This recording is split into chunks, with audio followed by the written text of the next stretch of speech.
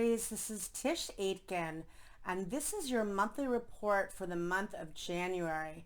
It's hard to say Happy New Year given the year that we had last year, but it is a new year and it's full of new opportunities, and we had a major conjunction at the end of 2020. So Saturn, which represents structures and corporations and karma and old traditions and authority figures, exited the sign of Capricorn, where it had been transiting since December 20th of 2017 in your house of career.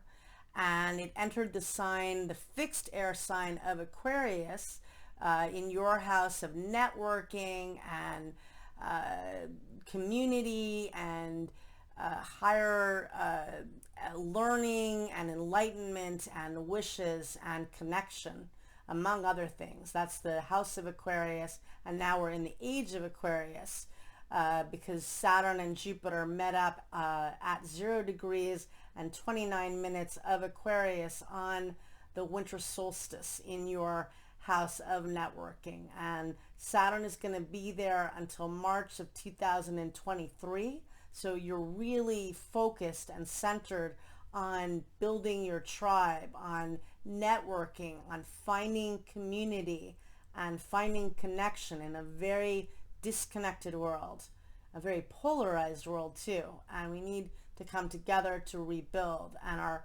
biggest resource really is connection, communication, and our intellect. And the nodes of fate are transiting in Sagittarius, in your house of publishing and promotion and higher knowledge, and in Gemini in your third house of local community and marketing and communication and writing. So again, very much the theme is learning in 2021 and connection and innovation.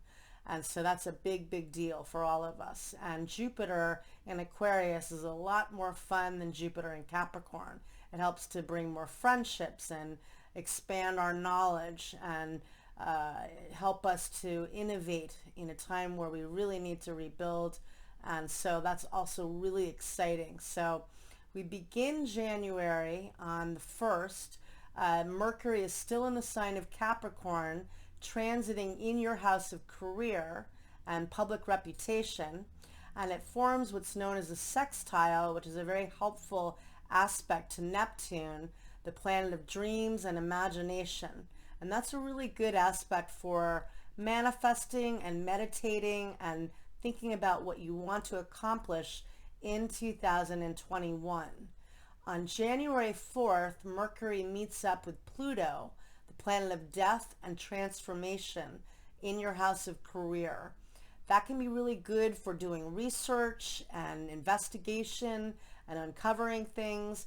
It can be intense communication, so just know that people can be a little bit, hyped up, or not hyped up, but can be, it's like scorpionic a little bit, so a little intense, but still really good for doing research. On the 6th of January, Mars, which has been transiting in your sign in the first house of new beginnings and self, exits your sign and enters the sign of Taurus, where it'll be until March 5th of this year. And Mars in your house of income and what you value and how you earn income is where the action's going to be for the next few months. So that's helpful for bringing new financial opportunities. On the 8th of January, Mercury, which has been transiting in your house of career, exits the sign of Capricorn and enters the sign of Aquarius, where it'll be until March 15th of this year. And it's, also transiting in the house with Jupiter and Saturn, the house of connection and networking. And Mercury is actually going to retrograde on January 30th at 26 degrees of Aquarius and give you a preview of what the next few years are going to be, because Saturn will be in this house for you on and off until March of 2023, and Jupiter will be there until December 29th of this year of 2021, on and off. So that's exciting, and also giving you an idea of how to work with this best, because it is going to be very innovative if we use this in a good way and co-create with this really exciting and brilliant energy. And that same day, Venus enters the sign of Capricorn and enters your house of career, and it'll be there until February 2nd. And that's good for your professional image. It's good for forming professional relationships, good for sales, good for negotiations, and that's helpful energy. On the 12th of January, it's a little bit more challenging because Venus in Capricorn squares Chiron, the wounded healer, which is transiting in your sign in your house of self. And that could be issues of vulnerability. Maybe you're feeling vulnerable with your career or just with yourself. And that same day, Mercury, in Aquarius squares Uranus and Taurus. And that can be exciting and brilliant, but it can also be very unpredictable. So it's a little bit of a tough day, and it's the day before the new moon that takes place on January 13th at 12 a.m. Eastern Standard Time. And that new moon occurs at 23 degrees and 17 minutes of Capricorn in your house of career. A new moon is always a time of setting new intentions and planting seeds, but it also is a very intense new moon because it sets off that Saturn-Pluto conjunction that took place in your house of career last year on January 12th. And that conjunction occurred at 22 degrees of the cardinal earth sign of Capricorn. And this triggers that conjunction. So we get more information about that story, and it can be a bit difficult. So the new moon sets that off, and also on that day, Mars in Taurus, which is a fixed sign, very stubborn, squares Uranus in, squares Saturn in Aquarius. And that can feel very held back and very frustrating. It can be an irritable aspect. So just know that the new moon is not the easiest.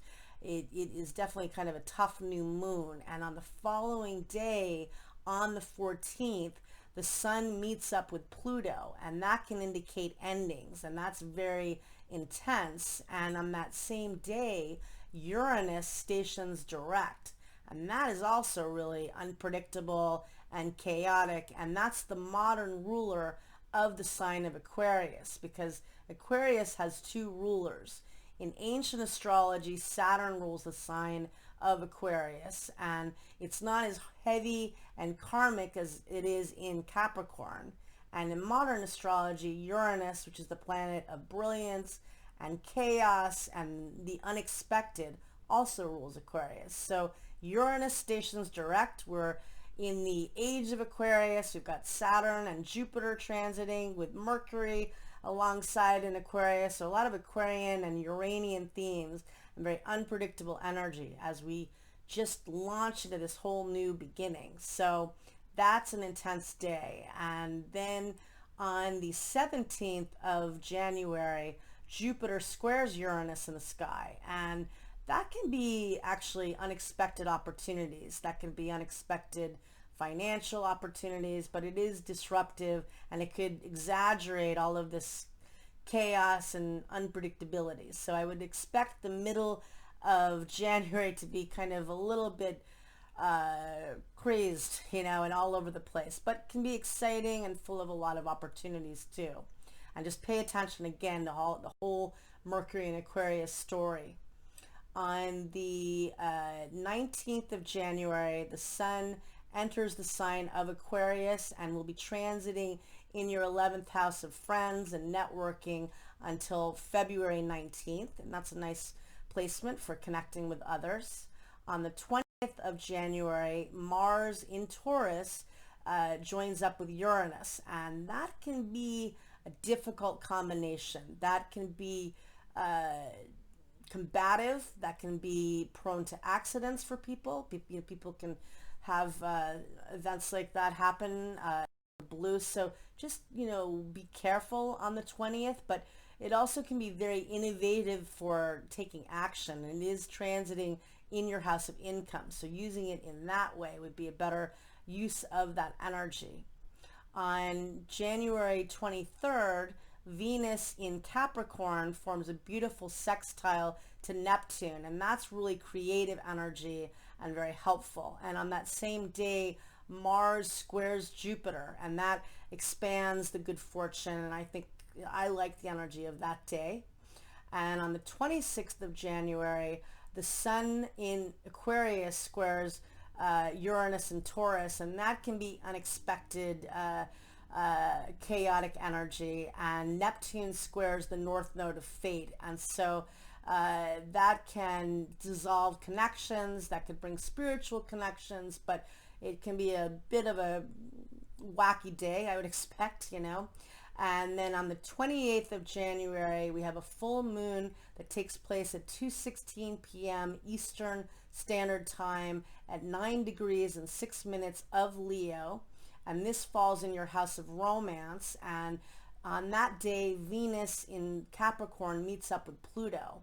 And that can be very passionate, very, very sexual, very fun, very creative, but it can also be really intense. It could represent endings of relationships, or it can represent passion. It really could go either way with that, but it definitely be very, I think, and it is a full moon, so intense, and the Sun is conjunct Jupiter that day, grandizing that energy as well. So that's an intense full moon. Again, could be very romantic because Leo rules the heart chakra. And then on the 30th of January, Mercury officially retrogrades at 26 degrees of Aquarius. Again, it almost transits the entire sign. There are only 4 degrees left, so to the sign. So we're getting a preview of Saturn in the first 26 degrees of Aquarius. So basically the entire time almost. So January is not going to be, it's not going to disappoint in terms of a lot going on, and being a very, very big beginning to the year. But also, I think that Jupiter and Saturn in Aquarius are very exciting because I think it will bring a lot of possibilities for us, a lot of innovation.